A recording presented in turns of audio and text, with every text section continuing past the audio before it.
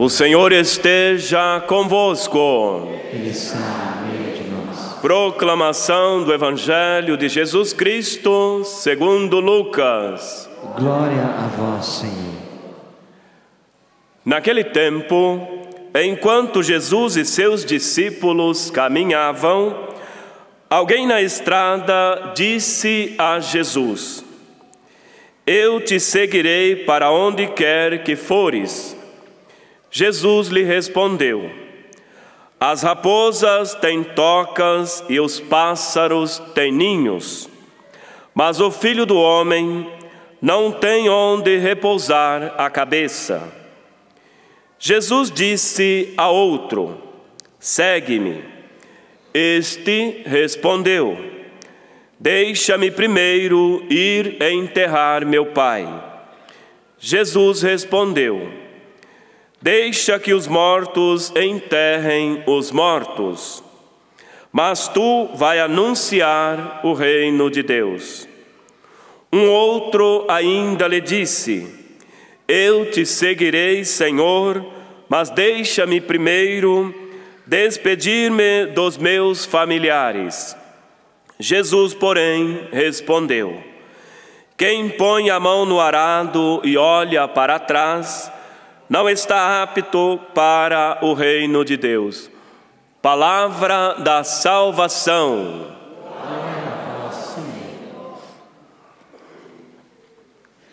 Vai encontrando seu lugar, podemos nos assentar.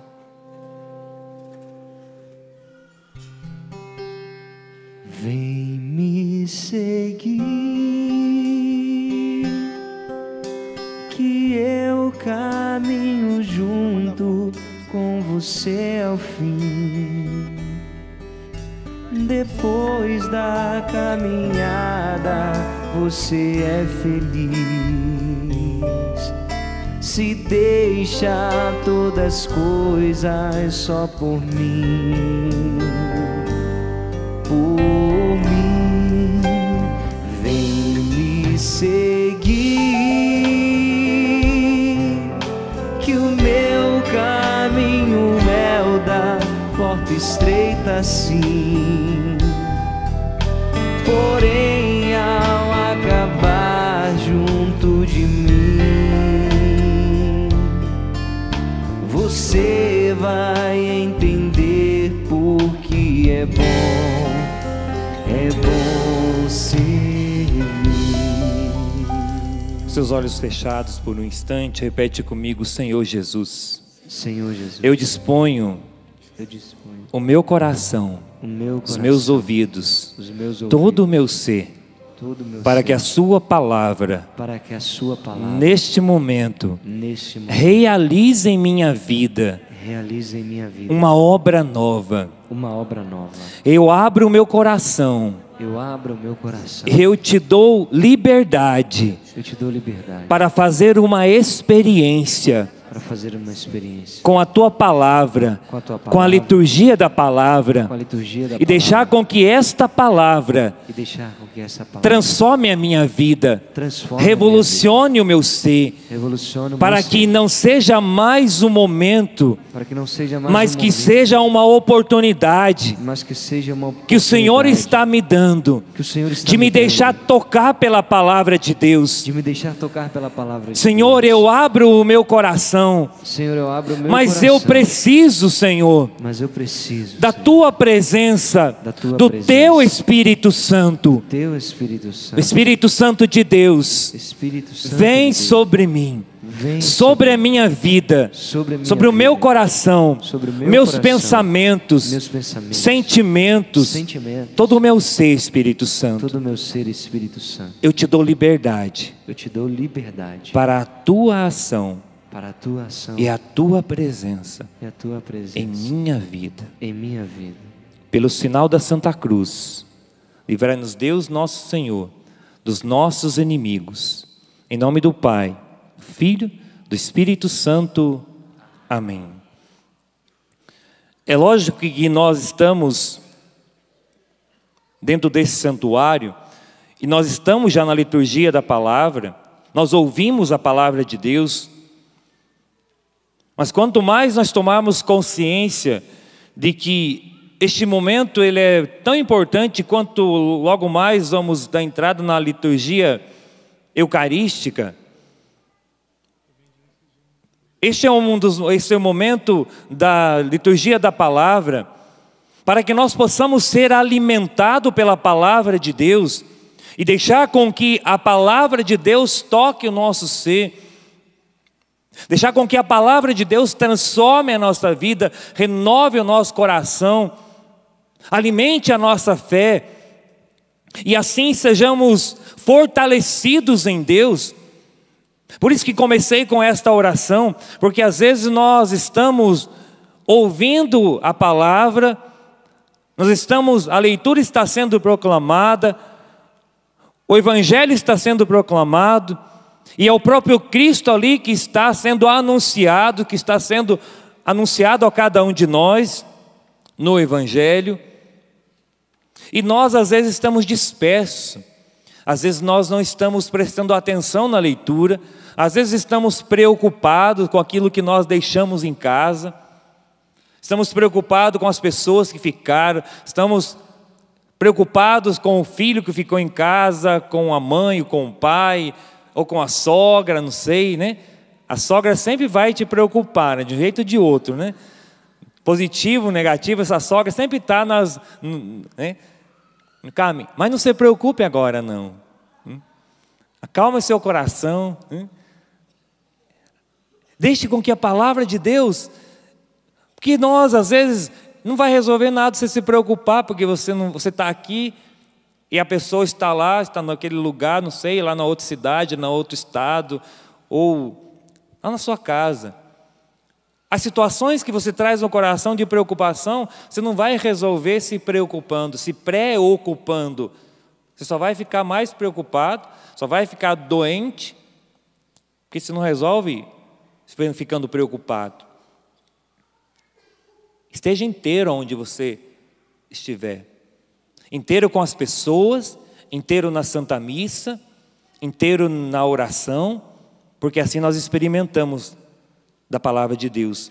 Hoje, o Evangelho de Lucas 9, 57, 62, diz que Jesus, ele estava ali caminhando com os discípulos. Enquanto Jesus e seus discípulos caminhavam, alguém na estrada disse a Jesus: eu te seguirei para onde quer que fores. Jesus respondeu: as raposas têm tocas, os pássaros têm ninhos, mas o Filho do Homem não tem onde repousar a cabeça. E Jesus disse a outro: segue-me. E assim continua o Evangelho.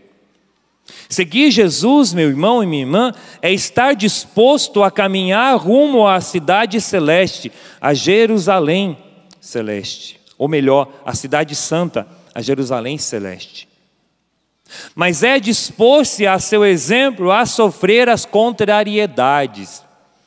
Seguir Jesus é estar disposto a caminhar com Ele, sim, mas estar disposto a sofrer as contrariedades. E essas contrariedades talvez você vai encontrar até mesmo dentro de casa.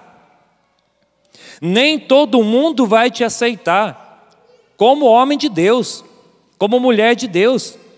Nem todo mundo vai aceitar a sua decisão de querer rezar o terço todo dia, de querer ler a palavra todo dia. Tenha você 10 anos, porque as crianças já leem a palavra de Deus. Hoje tem a Bíblia para as crianças, e elas precisam ser instruídas a ler a palavra de Deus.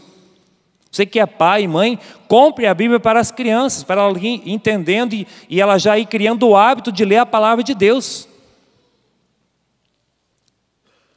Sendo criança, sendo adolescente, sendo jovem, porque o jovem também, hoje nós temos o celular, nós temos várias coisas, várias atividades, e eu uso para evangelização, posto vídeo, posto mensagem, mas eu preciso tirar tempo também para a palavra de Deus. Imagina você um jovem que vai ler a palavra de Deus todos os dias, vão te chamar de doido, de beato, de maluco e tudo mais. Você não vai ser compreendido. E daí? Você vai deixar de seguir a Deus? Você vai ir esfriando por causa do comentário dos outros? Ou você vai seguir Jesus e aí você não vai mais ajudar na igreja, servir, porque as pessoas de dentro de casa estão te cobrando para você ir participar daquela festa, ou lá daquele forró, daquele baile, daquele pagode, não sei como é na sua cidade, cada lugar tem um jeito de se divertir. Ah, deixou de participar daquela festa, daquilo, porque hoje ele está ajudando lá naquele grupo de oração, ou lá naquela pastoral, ou lá naquele movimento. Mas o que é melhor? Você ir para a festa, para o forró, para o baile, para o pagode, ou você ajudar na pastoral, no movimento? Nem todo mundo vai te compreender e vai te entender. Mas o segmento de nosso Senhor Jesus Cristo, ele é radical. É radicalidade. Não é radicalismo, não. É radical. O nosso Senhor, ele diz aqui no Evangelho de hoje, no finalzinho do Evangelho: quem põe a mão no arado e olha para trás não está apto para o reino de Deus. Colocar a mão no arado, eu já trabalhei na roça e já arei muita terra. Com 10 anos de idade eu já arava terra com cavalo. E eu não fiquei traumatizado por trabalhar enquanto criança, não. Não fiquei traumatizado. Essa história que criança não pode ter o trabalho, a exploração do trabalho infantil, que ela precisa sim brincar, ela precisa ter o seu momento. Mas quem disse que um jovem de 14 anos de idade, como meu sobrinho, que já está maior do que eu, ele não pode ajudar o pai na roça? Quem disse isso? O governo coloca essas leis doidas, essas leis malucas, só que esse mesmo jovem corre o risco depois de ir para droga, de um monte de coisa que começa a encher a cabeça de um monte de porcaria. Quem não trabalha, quem não tem o que fazer, vai colocar o que na sua mente, na sua cabeça?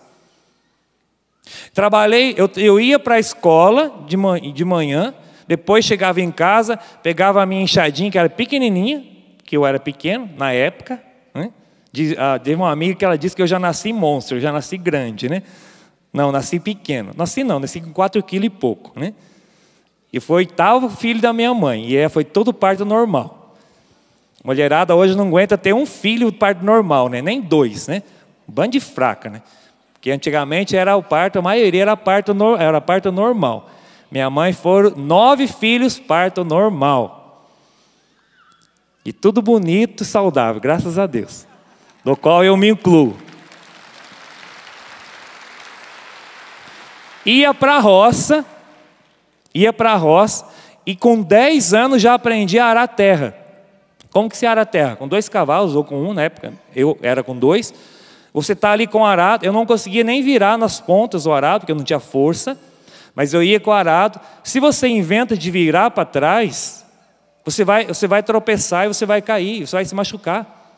Você não tem como você voltar para trás. Você tem que olhar para frente e ver se ele está indo certo, se os cavalos estão andando reto, para ele não sair da linha, ou ele vai para cá, e aí ele vai para o meio do mato, ele tomba a terra por cima do mato, ou ele sai fora e aí vai para a terra onde já está arada. Então você tem que olhar bem para frente, caminhando certo, para ele pegar um pedaço certo de terra, para ir tombando aquela terra, para depois preparar a terra para plantar. Por isso que o nosso Senhor, ele usa aqui da realidade do que ele vivia.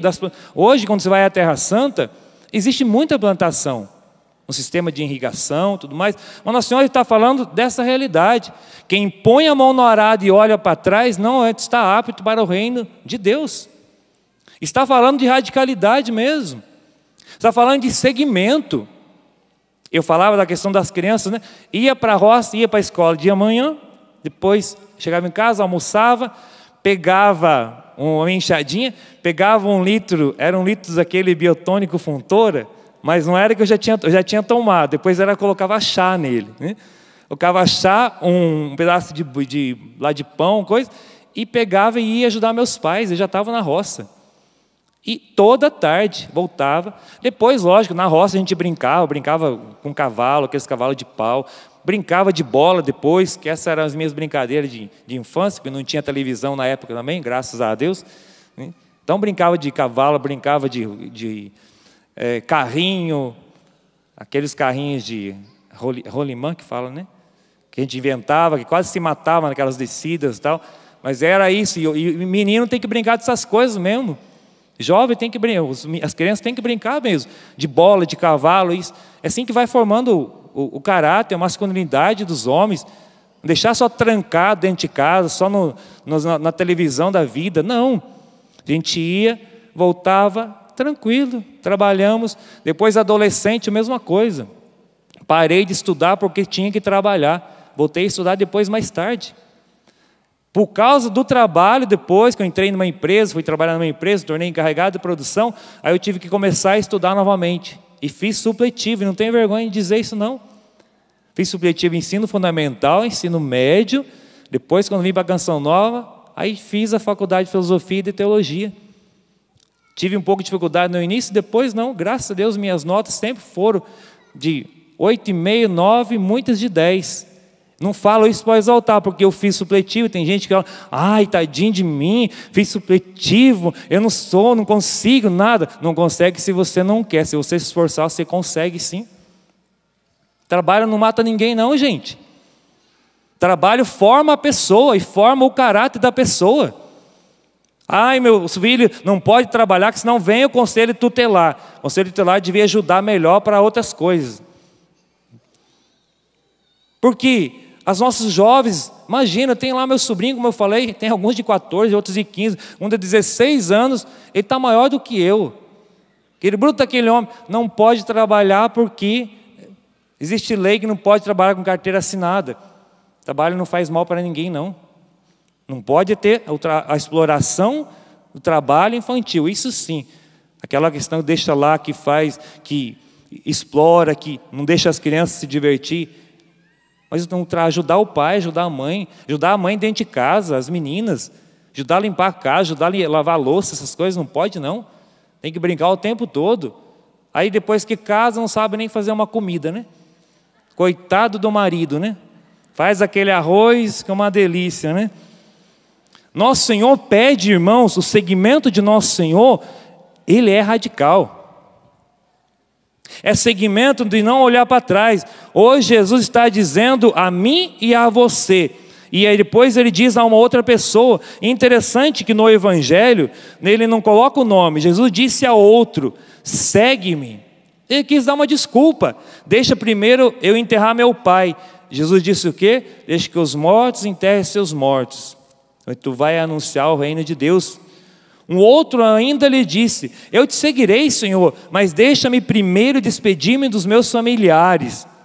Jesus, porém, respondeu, quem põe a mão no arado e olha para trás, não está apto para o reino de Deus. O que Jesus está querendo dizer hoje a cada um de nós? Porque a palavra se atualiza, segue-me. Não dá mais para dar desculpa para Deus. Ah, Deus não está falando comigo.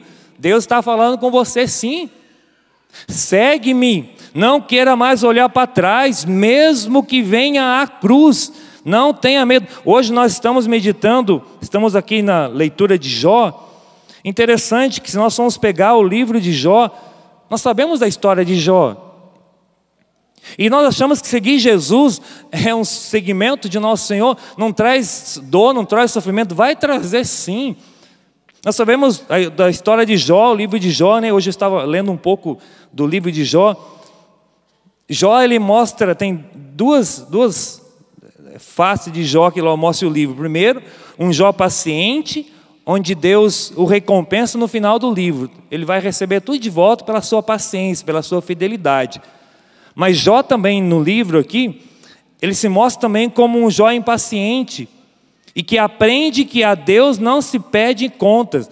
Jó aqui no capítulo 3, primeiro capítulo 1 e 2, é onde tem toda aquela história que Jó tinha tudo, depois ele perdeu, depois quando eles chegaram a ele, Jó se levantou, rasgou as vestes, raspou a cabeça, caiu por terra e prostrado em adoração falou, nu saí do ventre de minha mãe e nu voltarei para lá. Senhor Deus, Senhor tirou como foi do agrado do Senhor, assim aconteceu, seja bendito o nome do Senhor.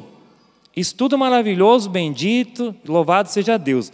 Só que no capítulo 3, depois que ele perdeu tudo, depois que os amigos dele chegaram, os 3 amigos do livro de Jó, que também faz parte da história, capítulo 3 diz assim, depois Jó abriu a boca e amaldiçoou o dia do seu nascimento. Assim falou: pereça o dia em que nasci e a noite em que anunciaram, nasceu um menino. Esse dia que se torna em trevas, Deus do alto não se lembre dele, e sobre ele não brilhe a luz. O mesmo que exalta Deus, o mesmo que fala aqui, eu saí do ventre de minha mãe, nu voltarei para lá. O Senhor deu, o Senhor tirou. Como foi do agrado do Senhor, assim aconteceu. Seja bendito o nome do Senhor. O mesmo, um capítulo à frente, ele amaldiçoa o dia que ele nasceu.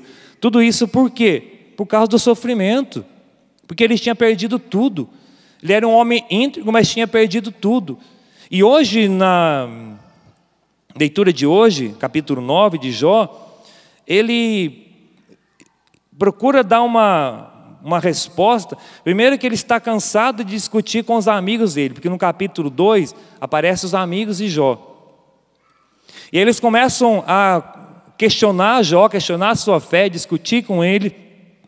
E aqui nesse capítulo 9, ele está cansado de discutir com os amigos que vêm nas desgraças que ele sofreu, castigos de presumidas culpas suas. Os amigos estão ali, até o capítulo aqui 9, dizendo para ele: olha, o seu sofrimento é por causa das suas culpas, por causa dos seus erros, por causa dos seus pecados. Mas ele era um homem íntegro diante de Deus.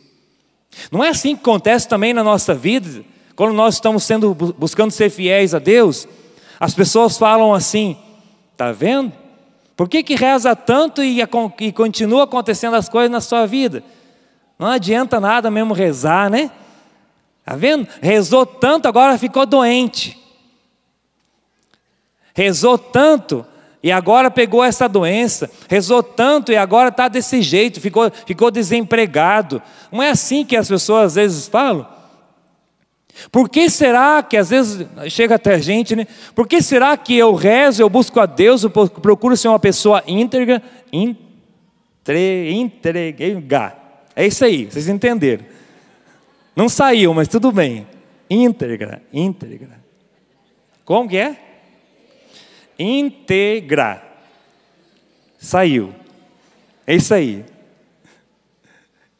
Procura ser fiel a Deus, melhor assim, né?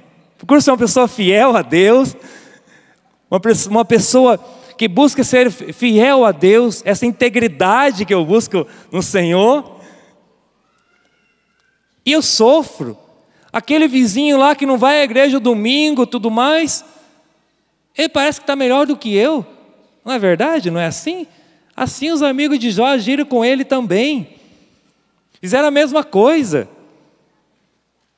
Mas você acha que o inimigo está preocupado com aquele que não vai na igreja?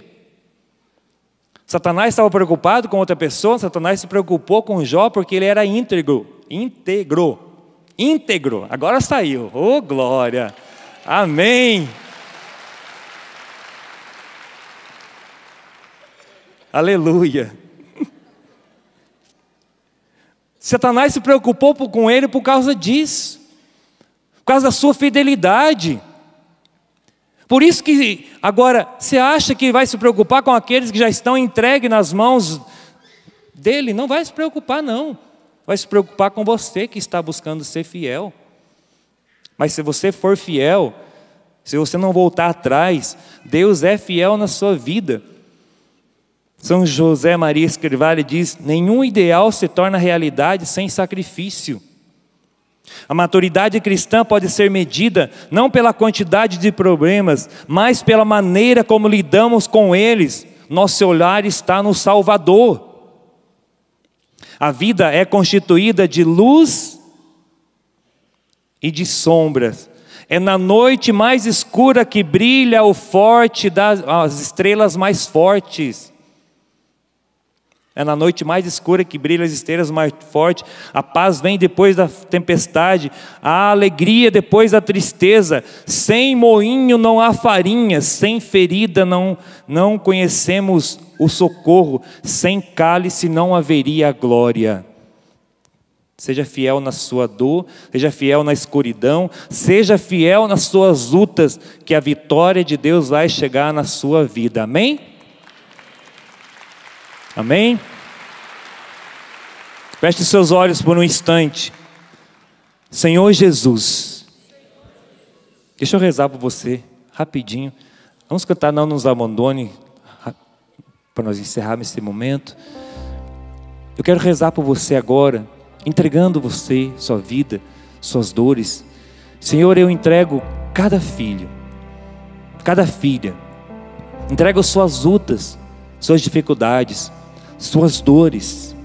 Senhor, eu entrego, Senhor, a dor, Senhor, talvez de ter desistido, de não ter lutado, Senhor, mais, de ter, Senhor, esfriado.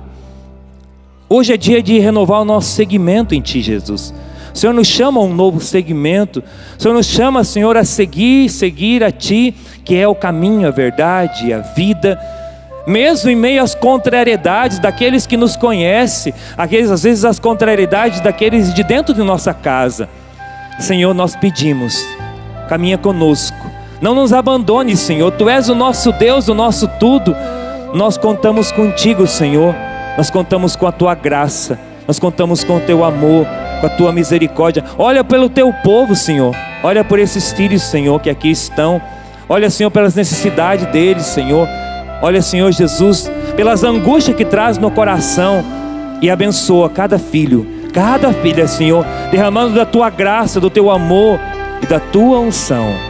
Senhor Jesus, não nos abandones, Senhor e nosso Deus. Não nos abandones, Senhor. Não nos abandones, Senhor e nosso Deus. Não nos abandone, Jesus, Jesus. Não nos abandones, Senhor e nosso Deus. Não nos abandones, Jesus. Não nos abandones, não nos abandones, Senhor e nosso Deus. Não nos abandones, Jesus, Jesus, Jesus. Invocamos o Teu nome, Jesus, Jesus. Invocamos o Teu nome.